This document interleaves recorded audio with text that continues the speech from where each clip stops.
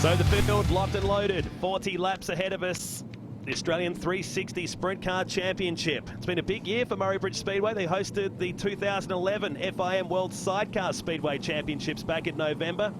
A whole array of speed car and sprint car races. But this has been pretty much their own baby over the years, Stu, as we get set to look at the grids. Yeah, exactly right. As the drivers line up 4 wide, the best sight in motorsport as far as we're concerned. Ryan Jones, Craig van der Steldt start on the front row. Chad Eli and Tony Mule. Then we have Chris Ackland and Michael Lovegrove. Position 7 and 8 will be Brendan Gowan and Shannon Barry in position 8. Brendan Quinn and Mark Caruso on the next row. Out of position 11 will be Clinton Oliver, Keke Falland out of 12, Simon Amato and Russell Worthley. Then we go back to Shane Hendry, Philip Locke, Trigger Gates, Tyson Chambers and Harley Bishop rounds out our field. The flashes go off from the infield as our starting field is lined up. Simon Amato on board with him. You can feel the tension in the venue right now as these guys are getting ready to run the most important laps of the weekend. It's the 360 Australian Sprint Car title. High side of the venue.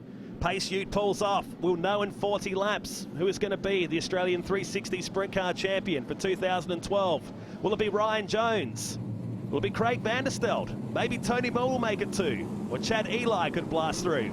We're about to find out as green flag comes out. We're underway. 40 laps ahead of us. All about getting it. Oh, Ackland, I was about to say getting into a rhythm, and Ackland certainly was in no rhythm then on that start. He was going backwards big time. The reversing beeper was on. We look back at the field, that's Caruso. Further back with Keke Falland, the distinctive yellow wheel rims on that car. But here's Craig van der Steldt laying the smackdown on the field in the early parts of this race. Always worries me in an opening of a big event like this when a car gets away so easily. Is their car too good, too early? Keke Falland's car's not good. He spun around. The Blind Tech Solutions number 78 has spun. It's going to bring us out the yellow. You blink of the eye and you didn't see him. The lights of Murray Bridge in the background, home to 20,000 people. It's the 4th biggest city in South Australia. So we get back on the loud pedal here in the Australian 360 Sprint Car Championship for 2012. Oh, Quinn just wants to jump in the cockpit. So you can see how wide the track is. Spinner, wheel stand, he stands on the gas again. How did he do that? Green, Quinn. We talk about him wanting to get into the cockpit. I think he wanted to get out of his own cockpit then. Wow. 3 wide it continues. Clinton Oliver in the middle of this sandwich.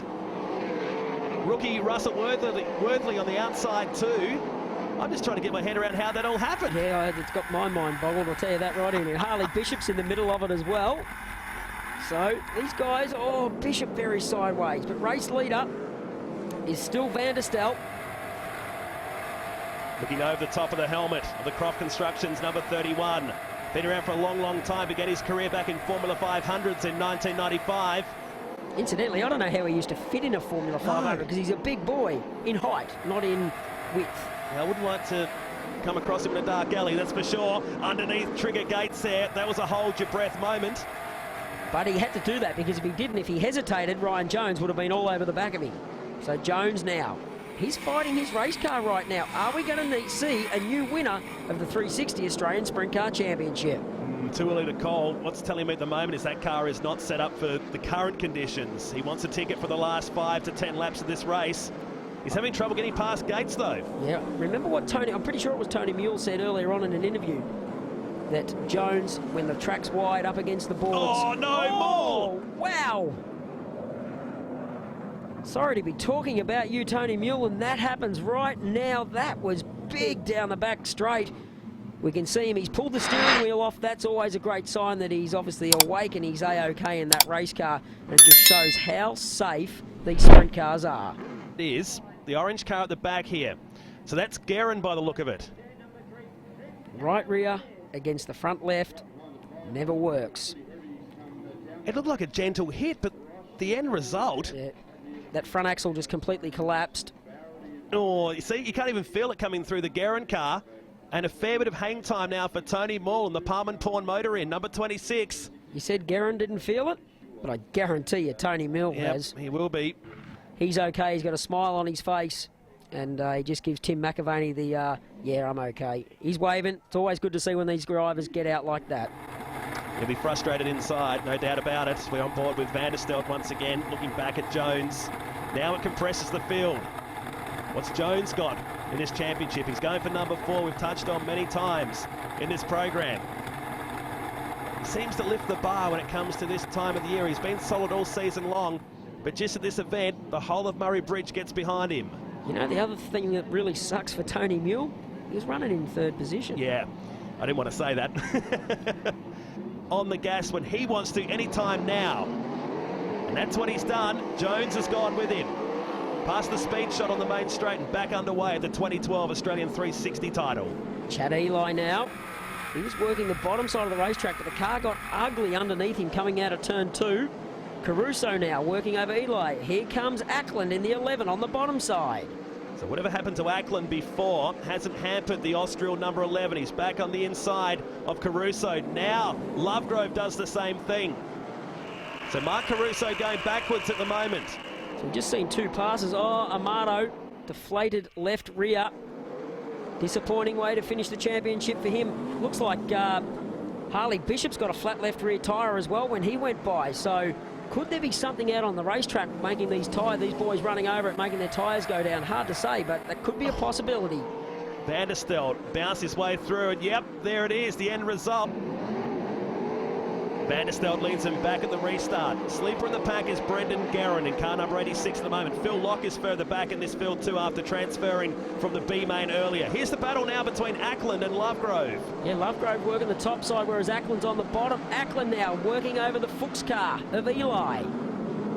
Jones still hasn't just got onto the back of Vanderstelt yet. Guerin back there in 3rd. Oh, Guerin now working over Jones. It's a good job for Brendan Guerin. I'm sure Dad Darrell is loving what he's seen here at the moment. The youngster up in 3rd place. Yeah, the top 3 have pulled away from the field. Great shot looking out the back of Vanderstelt's car. Jones. It's as if, just looking the way this racetrack is, the way these guys are racing out here right now, these 2 are cleared out. They've been the standout all weekend. It's almost as if Vanderstelt's going to make a mistake, and that's the only way that Jones is going to get by. I don't think Jones has got the car speed right now to get past Vanderstelt. Now, I have to agree with you on that one, Stu. Jones is fighting that car now. You can see he's dropping back to the clutches of Brendan Guerin once again. So just watching Vanderstelt's car that time come out of that turn, it looked very loose. Here comes Jones on the top side. Now Vanderstelt's gone to the bottom. Why has he done that? Maybe because the slower car in front of him. Look at Jones on the top side now. Where has that car speed come from? Vanderstelt went to the bottom. Jones has gone to the top. It's on like Donkey Kong now. Like a monster right behind him. How good is the pictures coming out of Craig Vanderstelt's car? Jones has now shown his hand at Craig Vanderstelt, setting up to be an epic finale to the Australian 360 Sprint Car Championship. The car has gone right away from Vanderstelt. You've seen how loose it was out of turn 4 that time. New race leader is now Ryan Jones. Lap traffic ahead. Graphic speed shot as they go through. Jones now has a problem. Does Vanderstelt get back by? This is great racing. Lapped car out of the way. Jones about a car length ahead. They go around Russell Worthley. Vanderstelt catches his breath, you'd think, to line him up for one last chance. Hendry now. He's working it on the bottom side. Great battle back in the pack here with these guys. Great racing. Sometimes you get caught up with those leaders up front, but then the guys back in the pack, they're having a great battle. You can nearly throw a blanket over these guys right now. Need about 10 sets of eyes in one of these races to look out where all the action is going on. Jones down the inside of Gates. Here's Vanderstelt on the back of him once again. That's Gates. I'm sorry. We can see Jones ahead. 2 red cars look very similar. You can really see what Vanderstelt had then. He had 2 cars, one on the top side, one on the bottom, and he had to try and pick the way through and go through the middle. He still hasn't got past Worthley yet. Guerin trying to get past Gates. So Guerin, he's impressed me. He's a good little racer, isn't he? He's a gasser. Finished 4th here in the A main at the All-Stars finale back in February, so he's had some good results at this track. Chad Eli almost spins the Fuchs Lubricants 22 around. So Ryan Jones, your race leader, has pulled away now to quite a big lead. Phil Locke's got front wing damage on his race car. I'm not sure if Van der Steldt has got anything left in the tank of the 31 car. Jones has stamped his authority on this race as he comes up to Phil Locke to put him a lap down. And Clinton Oliver also in this. He needs to get past him. The gap is not huge. You mentioned it earlier in the call, there's no rear vision mirrors in these race cars, and this is one thing that really hurts you when you're the race leader. You've got a car on the bottom, a car on the top, and you're trying to get your way past, and you don't know where that second place car is, but you're thinking he's hot on your hammer, and you're like, get out of me way, I want to get past, I need to get a clear track, I do not need to be passed, because there's an Aussie title on the line. Nervous moment then, he got the job done in the end. Van der Steldt up against the wall now, has tried absolutely everything he can. Whoa. Had to hold my breath then. I'm still holding mine, I just let go. That was right in front of race leader Jones. Race settles down slightly. He still can't get past these guys. Where is Van der Steldt? He's having trouble getting past cars as well. Oh, Jones will be just thinking, come on, let me get through, boys, please. He's got an open track on the top side right now. I don't remember a busier A-main at Murray Bridge Speedway in all the years I've been commentating at this venue. But look at this. On board with Van der Steldt. Lap traffic ahead still. Hasn't lost too much ground between himself and Jones. He's probably caught up a little bit as Van der Steldt, I'd say, over these last 5 or 6 laps. Comes up to Phil Locke. Well, there you are. It's close right up here. Locke is a lap car, so disregard him. That's him in the 4 car on the bottom side. Race leader is the red 63 car of Jones. Second place in the 31 car, the blue car, Craig Van der Steldt. Just lives down the road from the racetrack, not too far away. He'd love to get the win, but Jones, he's there. I reckon Van der Steldt can just feel it. He's there. He goes, I know I can get there, but he's running the bottom side. Now lap traffic is going to play a part. Van der Steldt back to the race lead. Good job. Jones fights back. Keke Fallon the next on the hit list to be lapped. Jones is back in front, only just. Van der Steldt right up on the curbs there. They come up, there's a lot of lap traffic ahead here, Stu. This could go anywhere still, and probably will. Yeah, Jones just pursuing it on the top side, whereas Van der Steldt that time spun the wheels out of 4. Oh, Jones gets caught up behind a slower car. Does that open the door for Van der Steldt? We're on board. Jones still on the top side. Van der Steldt working the bottom side. New race leader again. Oh. But then Jones has got a clear track into turn 1 on the top side. Van der Steldt fights back on the bottom side. Unfortunate set of circumstances there for Van der Steldt, but he hasn't lost. They're side by side. Oh, Caruso exits the race stage left. Wow, final lap now. What could happen? We've had everything happen out here right now. Jones on the top side, Van der Steldt on the bottom. Jones takes the win. What an A-main that was. The last 10 laps. That is amazing. That is one of the best sprint car races I've seen in a long, long time, Matt Nolte. Even a lot of the retirees on the infield are applauding that. It doesn't get any better than this. And Ryan Jones secures his 4th Australian Championship here at Murray Bridge Speedway. But this man is your winner. You think he's a tad excited? Yeah, just a little bit. One happy man. There's the wing dance. And he is one happy man. Here's the official results.